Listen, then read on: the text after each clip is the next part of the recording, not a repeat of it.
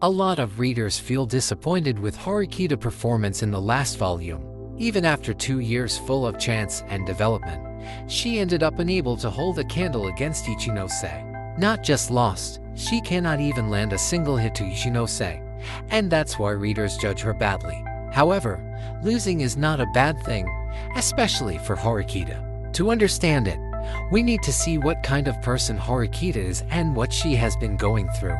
At first, she was a loner who was full of herself. She never bothers to make a friend because she believes she can do everything alone just fine. Indeed, she has good academics and excels at sports, but that's not good enough to challenge the school system.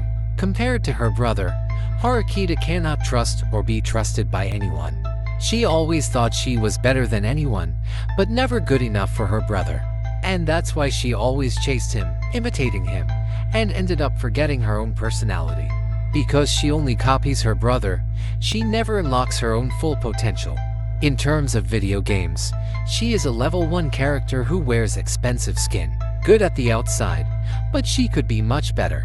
For that purpose, she needs to experience defeat so she can understand that she is far from good. Horikita already had a fair share of loss in 2 years of her high school life.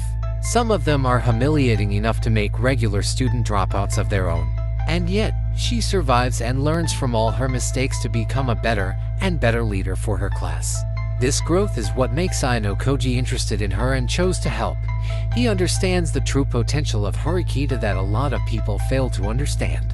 When Ryuen got his first defeat against Ayanokoji, he tried to drop out and ended up being silent for almost 3 months. When Ichinose got defeated by Ryuen, she just let it happen and kept doing the same thing again and again.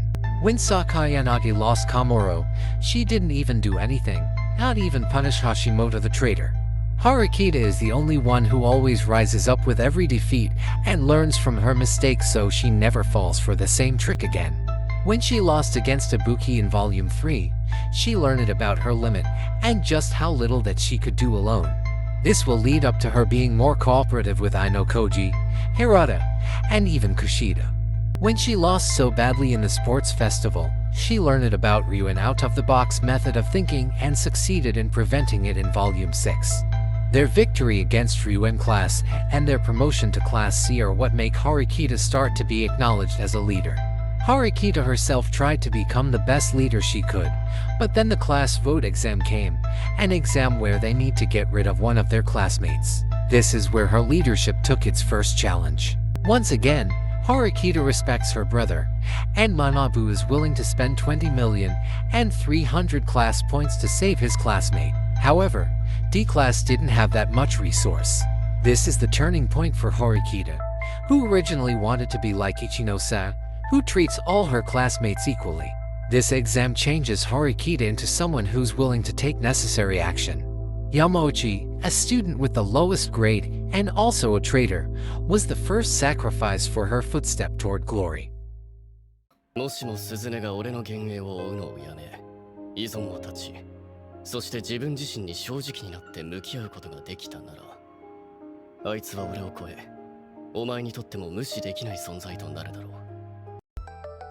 Slowly but surely, Horikita changed for the better.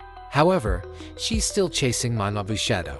She keeps imitating her brother, starting from his favorite food, favorite color, and even his taste in women. This was the biggest shackle that hindered Horikita's growth. If she keeps chasing her brother, she will only end up as a poor copy of Horikita Manabu, always second to him, hidden in his shadow. For Horikita to reach her full potential, she needs to find her own way and walk on it. That way she can walk beside or even surpass her brother. Horikita cutting her hair is the second turning point for her growth. By letting go of the image of her brother, Horikita manages to break out of her shell, return to her old self, and finally find her own path. However, the Horikita journey is just begin. She is not perfect, and she knows it. That's why she keeps losing and makes questionable choices. The most controversial one is letting Kushida stay in school and choose to expel Sakura instead. Kushida is a traitor who tries to expel Horikita and Ayanokoji. She holds a weapon that is capable of destroying the entire class. And yet, Horikita took a gamble and chose to save her because she judged Kushida worth more than her risk. Instead, she expels Sakura, whom she judges worth less than Kushida or 300 class points. Her choice to keep Kushida is Horikita's biggest gamble, and she needs to prove that she made the right choice. Right after the unanimous exam, she tries to win Kushida to her side. She took responsibility for her choice and finally won the gamble. Kushida started to cooperate and contribute in the special exam, even though almost the entire class now hates her. Kushida is indeed a really valuable asset for the class. As long as Horikita keeps her in check, Kushida will bring nothing but good results in the future. Horikita even wants her to become vice president of the student council, to the point she is willing to kowtow for her. With Kushida threat no longer a problem, Horikita class is finally under one umbrella. They can finally focus to become Class A. However, Horikita is still not strong enough. She might have better potential than other class leaders, but in terms of current ability, she is still below them. Her loss against Ichinose is something to be expected because the exam itself is the worst match for Horikita. She spends almost her entire life ignoring other people, so watching their behavior and trying to guess what is inside their mind is something that should be impossible for her. And yet she manages to defeat two enemy representatives. After this loss, there is no doubt that Horikita will try to fix her weakness. She will try to know her classmate better and start to widen her circle of friendship. And if she wants to know about students from other classes, she has Kushida for it. Everything is in the right place for her, or maybe it's more accurate to say Ayanokoji put everything in the right place for her.